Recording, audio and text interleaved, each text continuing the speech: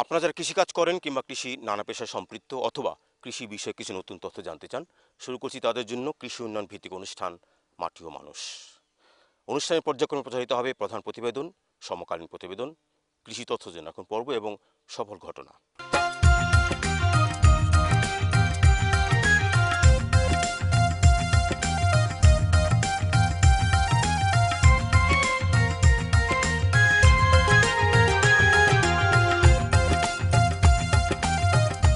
শুরুতেই প্রধান প্রতিবেদন।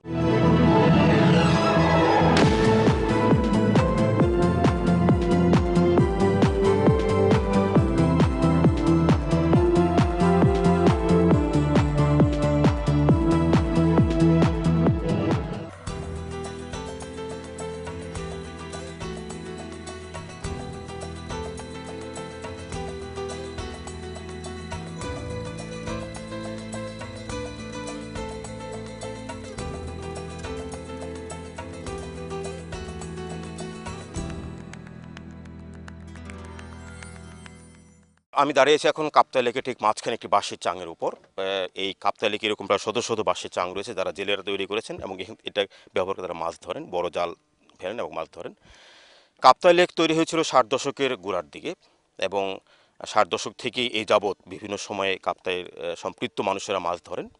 শুরুতে এই কাপ্তাই লেকের প্রায় 90% বড় মাছ পাওয়া যেত। সাম্প্রতিক সময় সে মাছের হার কমে আসছে, যদিও মাছের পরিমাণ বেড়েছে কিন্তু বড় মাছের পরিমাণ একেবারে কমে গেছে।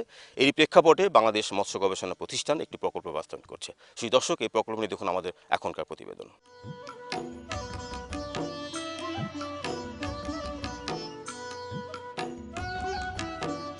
বাংলাদেশের অভ্যন্তরীণ বদ্ধ জলাশয়ের মধ্যে কাপ্তাই লেক সর্ববৃহৎ একটি লেক, যার আয়তন ৬৮,৮০০ হেক্টর।